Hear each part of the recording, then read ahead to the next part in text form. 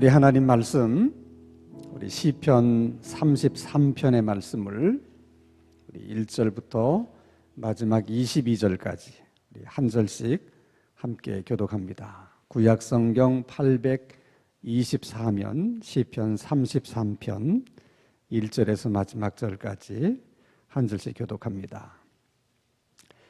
너희 의인들아 여호와를 즐거워하라. 찬송은 정직한 자들의 마땅히 할 바로다.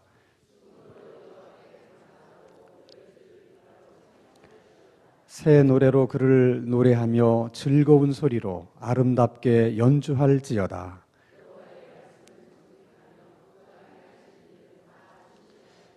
그는 공의와 정의를 사랑하시며 세상에는 여호와의 인자하심이 충만하도다.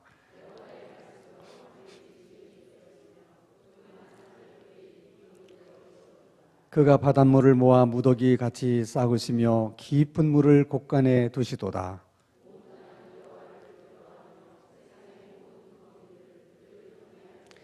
그가 말씀하심에 이루어졌으며 명령하심에 견고히 섰도다.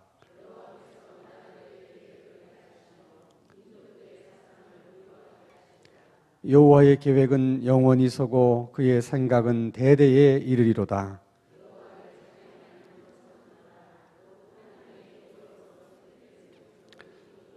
여호와께서 하늘에서 구보보사 모든 인생을 살피시며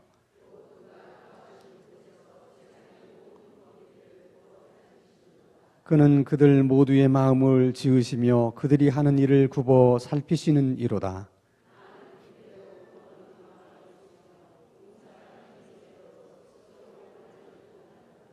구원하는 데에 군마는 헛되며 군대가 많다 하여도 능히 구하지 못하는도다.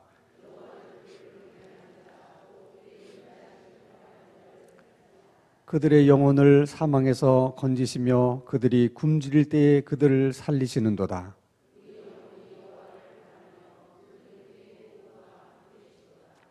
우리 마음이 그를 즐거워하며 우리가 그의 성호를 의지하였기 때문이로다.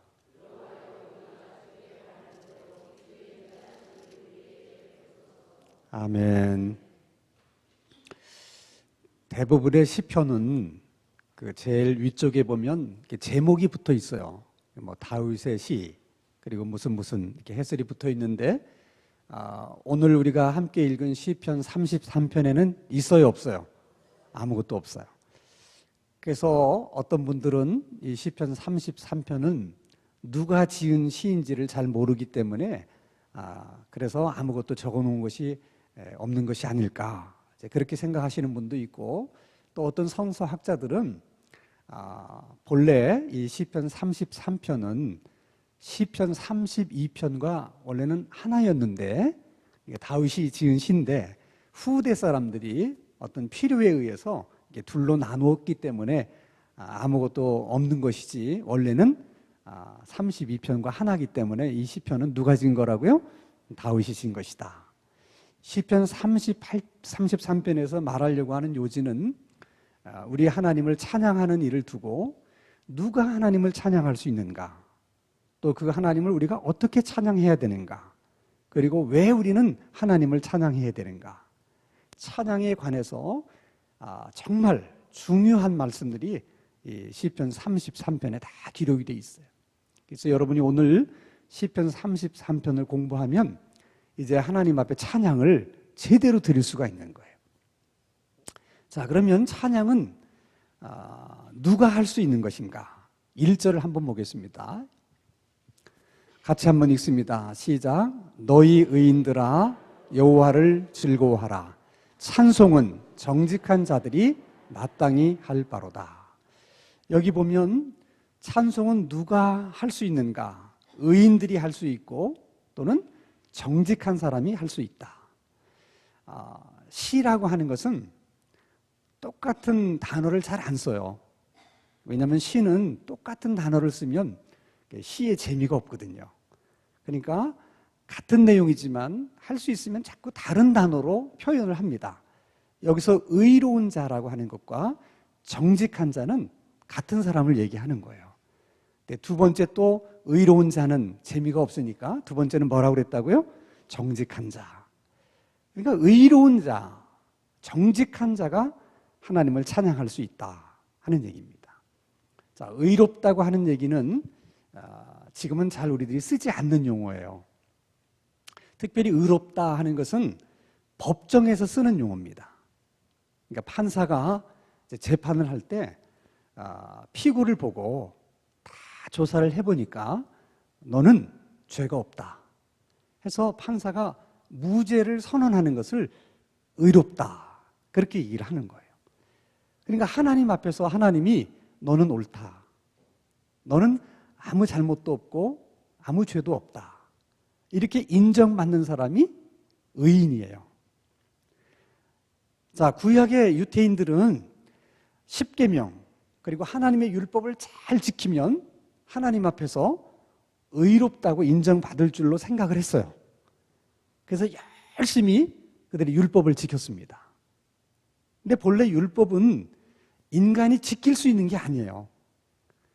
하나님이 율법을 지키라고 준 것이 아니고 인간은 율법을 지킬 수 없다는 것을 깨닫기 위해서 주신 거예요. 근데 유대인들은 하나님 앞에서 계속 고집을 핍니다. 아닙니다, 하나님. 우리는 지킬 수 있습니다.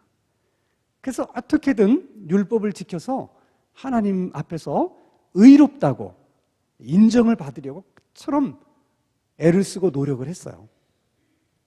그리고 스스로는 율법을 잘 지켰다고 생각했습니다. 그래서 자기들은 이방 민족들과는 다르고 자기들은 하나님 앞에서 의로운 백성들이라 이렇게 생각했어요. 근데 예수님이 와서 그런 생각을 다 깨뜨려 버리신 거예요. 너희들 생각에 6번째 계명 살인하지 말라. 너희들이 칼로 사람을 죽인 적은 없다. 그래서 너희들은 나는 살인하지 않았다. 그렇게 생각하는지 모르지만 하나님의 기준은 형제를 미워하는 자마다 다 살인한 것이다. 네가 칼로만 사람을 찌르지 않았을 뿐이지 네 생각 속에는 몇 번이고 그 사람을 미워하면서 죽였다는 거예요. 그것도 하나님의 기준으로 보면 다 뭐예요? 살인한 거예요. 그러니까 잘 지킨 거야, 못 지킨 거야? 못 지킨 거예요. 나는 뭐 바람핀 적이 없다. 그래서 간음한 적이 없다고 너희들은 생각하는지 모르지만은 음욕을 품은 것만으로도 다 뭐예요? 간음이라는. 내가 다른 외간 남자에게 잠자리를 한 적도 없고 외간 여자하고 같이 잠자리를 한 적도 없지만 생각 속으로 너희들이 이렇게 그런 생각을 한 것도 다 그것은 간음한 것이다. 그러니 그 하나님의 기준에 정말 도달할 수 있는 사람이 누가 있겠어요? 그래서 그 율법을 통해서 인간은 아무리 애를 쓰고 노력을 해도 하나님의 기준에 이룰 수가 없구나. 그래서 누가 필요해요? 그래서 예수가 필요한 거예요. 그러니까 율법을 주신 것은 인간들에게 너희들이 하나님 앞에 의로운 자가 되려고 하면 너희들의 노력으로 되는 것이 아니라 너희들에게 구세주가 필요하다. 예수가 필요하다. 그걸 하나님께서 가르쳐 주시려고 율법을 주신 거예요. 자, 우리는 지금 하나님 앞에 다 의로운 자라고 인정을 받은 사람들이에요.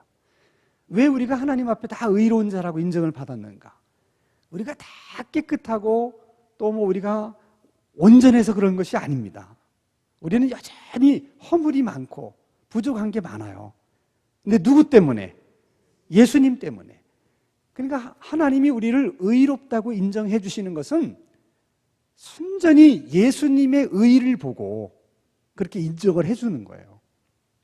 그러니까 우리가 예수님을 믿는다 하는 것은 예수님과 함께 십자가에 못 박혀 죽은 것이고 예수님이 부활하실 때 우리도 함께 부활한 거예요. 믿음으로 보면 하나가 되어 있는 거예요. 예수님하고 우리하고.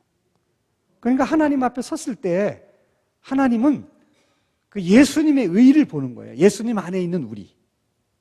그래서 그냥 의롭다고 우리를 인정해 주시는 거예요. 그러니까 예수님이 우리에게 있어서 얼마나 고마운 분인지 몰라요. 그분 덕에 우리가 하나님 앞에 의로운 자라고 인정을 받게 된 것이고, 그래서 담대히 하나님 앞에 두려움 없이 나갈 수가 있는 거예요. 그래서 하나님을 찬송할 수 있는 사람은 이렇게 하나님 앞에 예수님의 은혜로 의롭다고 인정받은 사람, 아주 쉬운 얘기로 하면 구원받은 사람만이 하나님을 찬송할 수 있다 하는 겁니다. 그러니까 여러분, 찬양은 아무나 부를 수 있는 노래가 아니에요. 사랑은 아무나 하나? 찬송도 아무나 하는 게 아니에요. 생각 같아서는 부르면 되지 무슨 상관입니까? 그렇지 않아요. 찬양이라는 노래는 부르는 것만이 중요한 게 아니에요. 그것은 하나님을 높이는 노래이기 때문에, 그래서 하나님이 받으셔야만 찬양이 되는 거예요. 하나님이 받지 않으면 그건 찬양이 아니에요.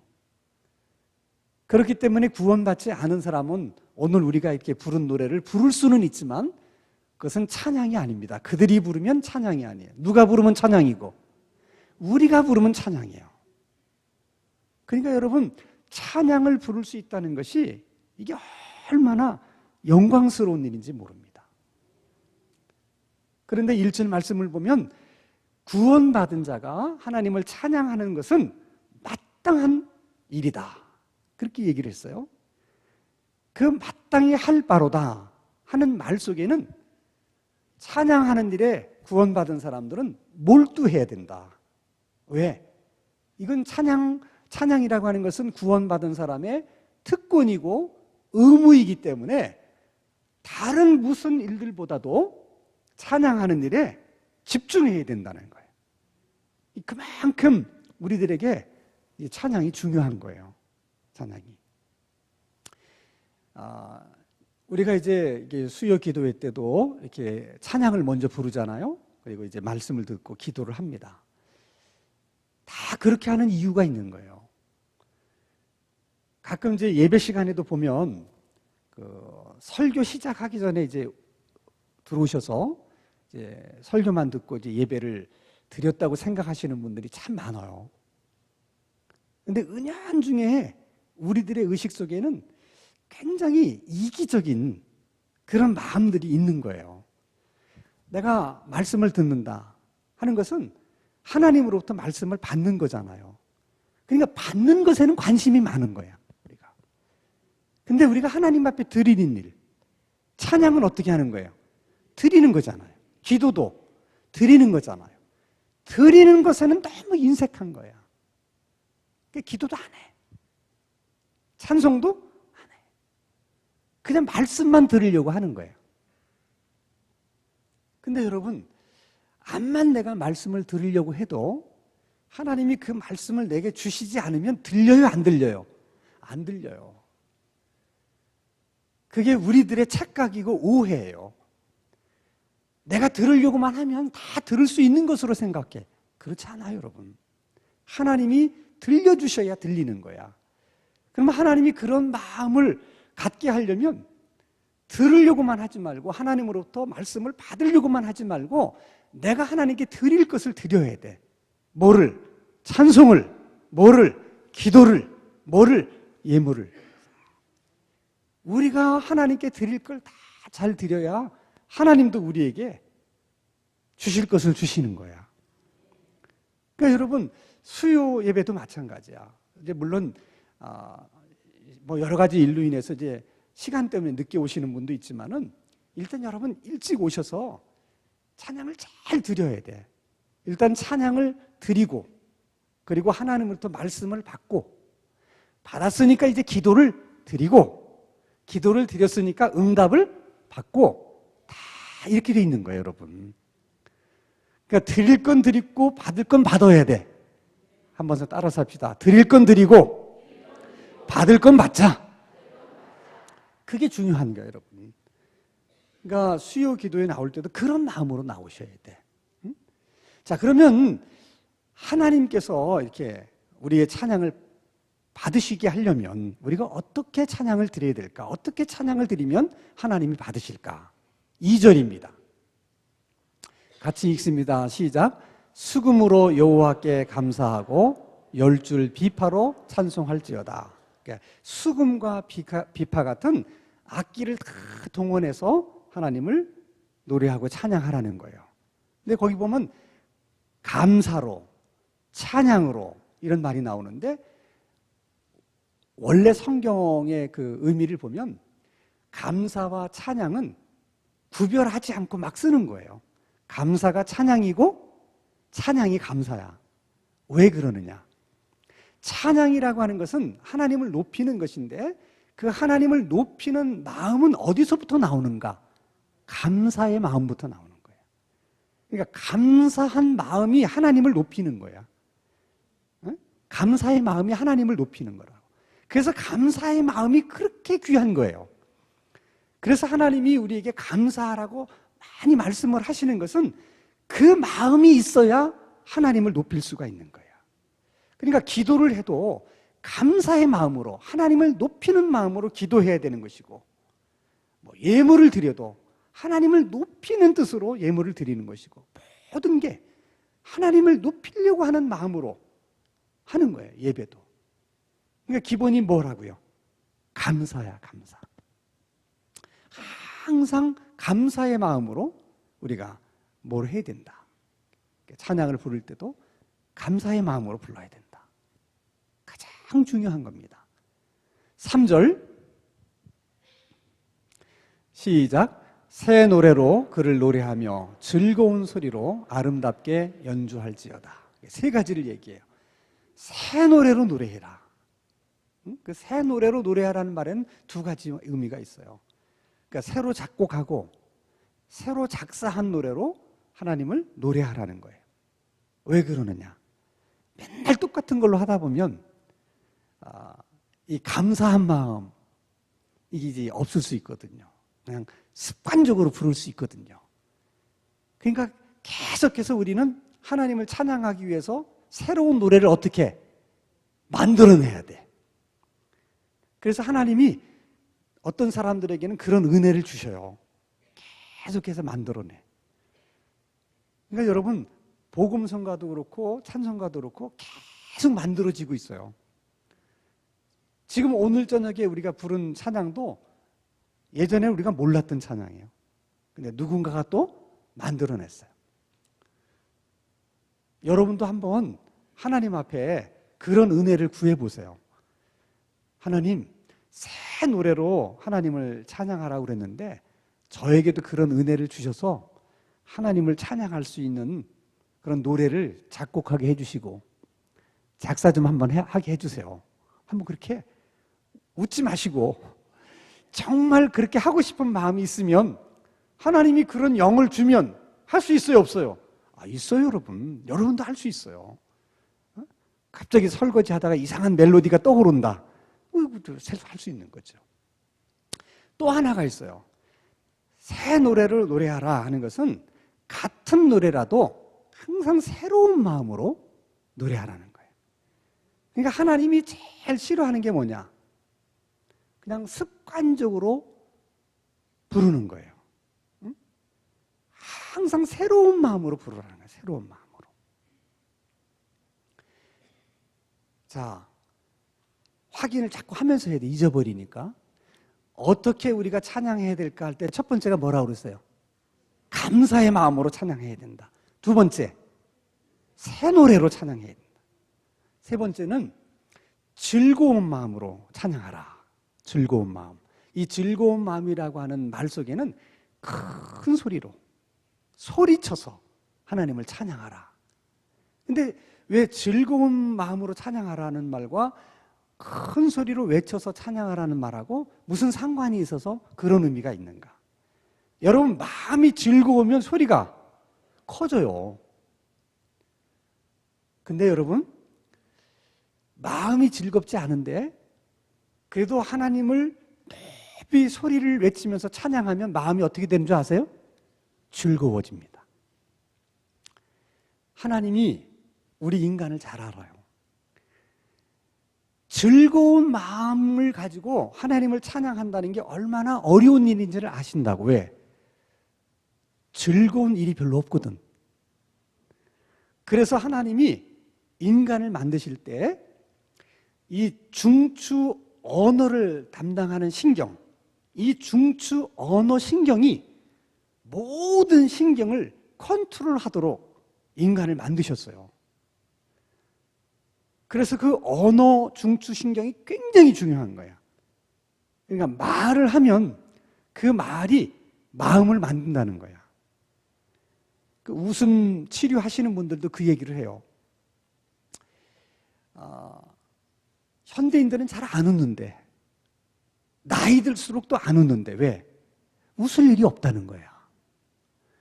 그러니까 여러분, 웃을 일이 없으면 인생 다 사신 줄 아시기 바랍니다. 근데 어린애들은 아무것도 아닌데도 어떻게 깔깔대고 웃어요. 그게 행복한 거거든요. 그래서 하나님이 그런 걸 아는 거야.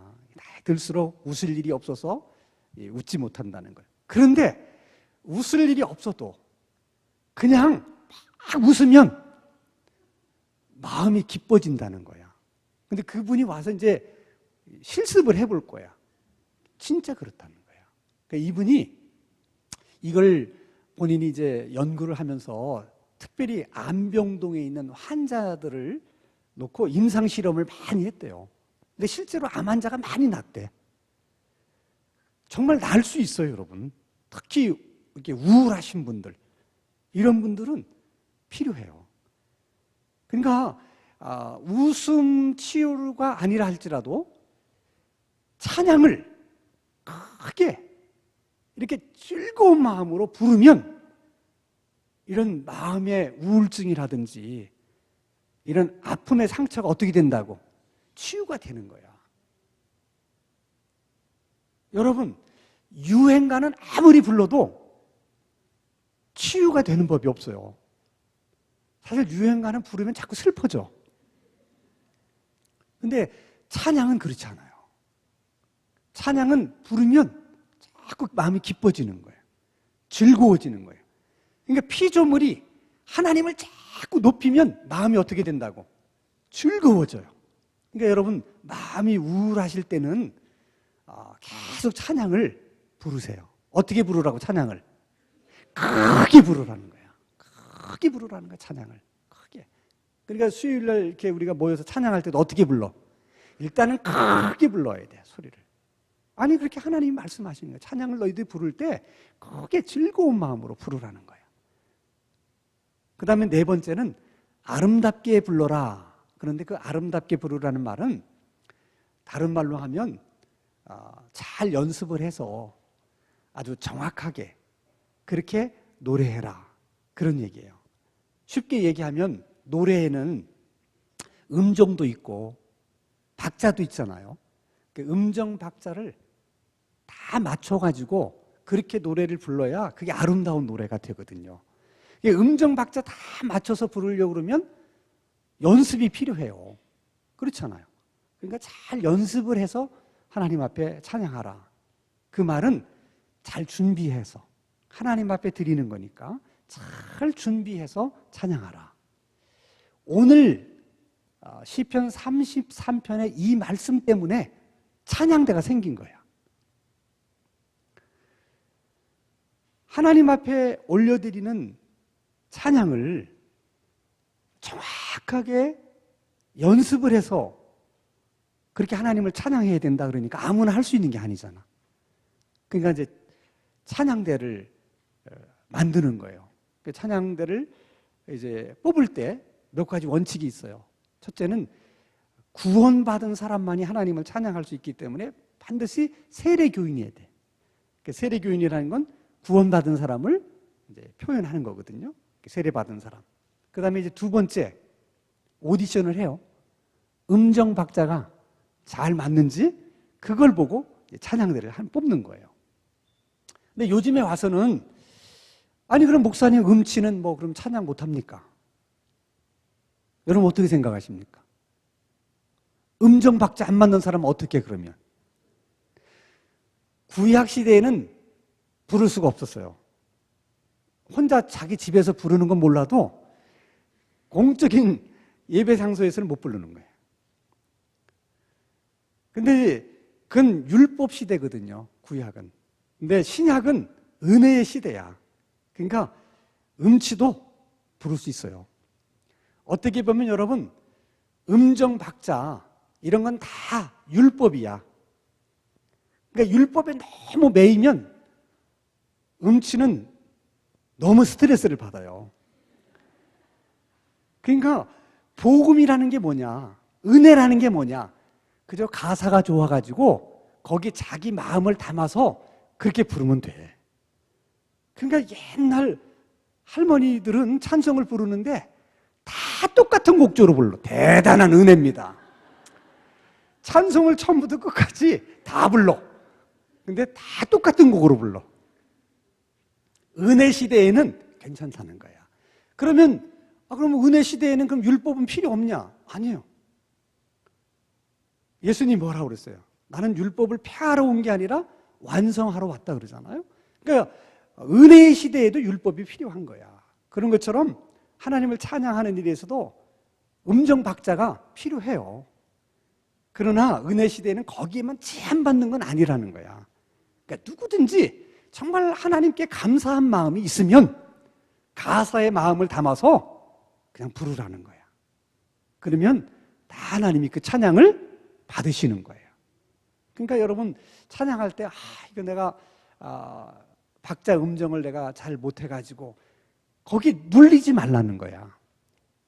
한번 따라서 합니다. 은혜의 시대에는 박자 음정 상관없이 감사함으로 부르면 된다. 네. 즐거운 마음으로 부르면 된다. 항상 잊지 마세요. 부르시면 돼. 그래서 요즘은 그런 것 때문에 이제 교회에서도 이제 새로 요즘 만드는 교회들은 이제 찬양대가 점점 없어지는 시대예요. 그리고서 모든 교인들이 다 찬양대다. 그래서 찬양을 부를 때 지휘자가 나와서 전체를 찬양대라고 생각하고 다 이렇게 예배 찬양을 불러요. 요즘은 추세가. 그래서 이제 우리 교회도 두 가지 패턴의 예배가 있는 거죠. 우리가 1부하고 3부는 이제 종전제로 이렇게 이제 찬양대가 있는 예배고, 2부는 모든 성도들이 찬양대라고 생각해서 여기 부르는 사람들하고 같이 또 이렇게 부르는 거죠. 그게 다 필요해요. 이런 찬양도 필요하고 저런 찬양 필요하다. 자, 어떻게 찬양해야 될까? 좀 몇 가지 했죠? 4가지. 첫째는 감사함으로. 둘째는 새 노래로. 세 번째는 크게 외쳐 즐거운 마음으로. 네 번째는 잘하셨어요. 자, 그러면 왜 하나님은 우리에게 찬양을 하라고 그러시는가? 왜 우리는 하나님을 찬양해야만 되는 것인가? 그것을 33편에 크게 3가지를 예를 들어요. 3가지를. 자, 4절 말씀 보겠습니다. 같이 한번 읽습니다. 시작. 여호와의 말씀은 정직하며 그의 행하시는 일은 다 진실하시도다. 그러니까 하나님은 진실하신 분이라는 거야. 그러니까 진실하신 하나님을 찬양해야 된다는 거야. 진실하신 하나님은 찬양을 받으실 만한 분이라는 거예요. 5절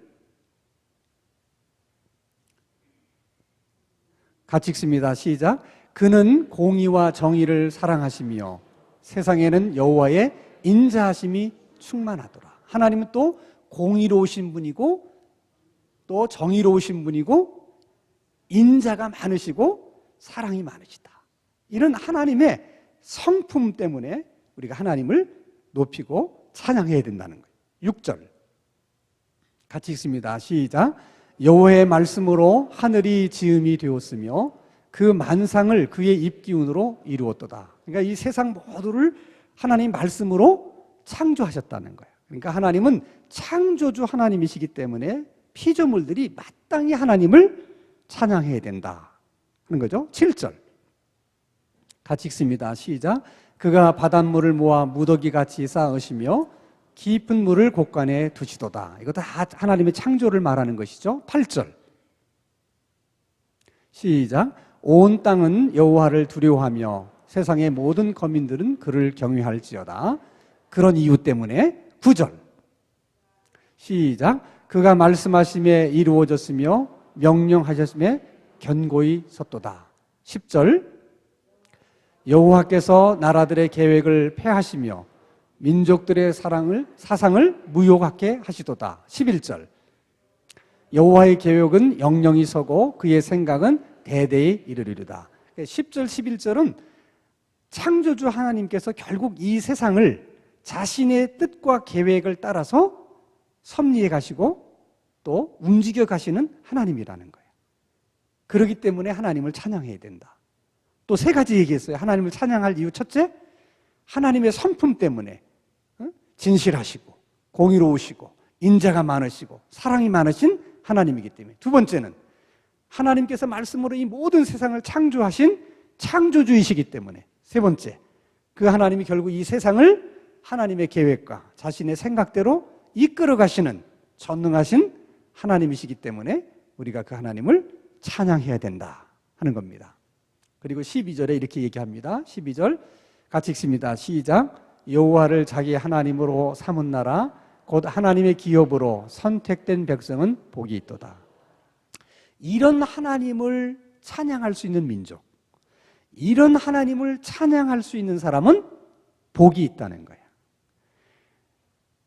그렇게 하나님을 찬양하는 백성들에게 하나님이 어떤 복을 주시는가, 왜 그런 자들을 복 있다고 하는가 하는 것을 13절부터 쭉 설명을 해요. 13절 같이 읽습니다. 시작.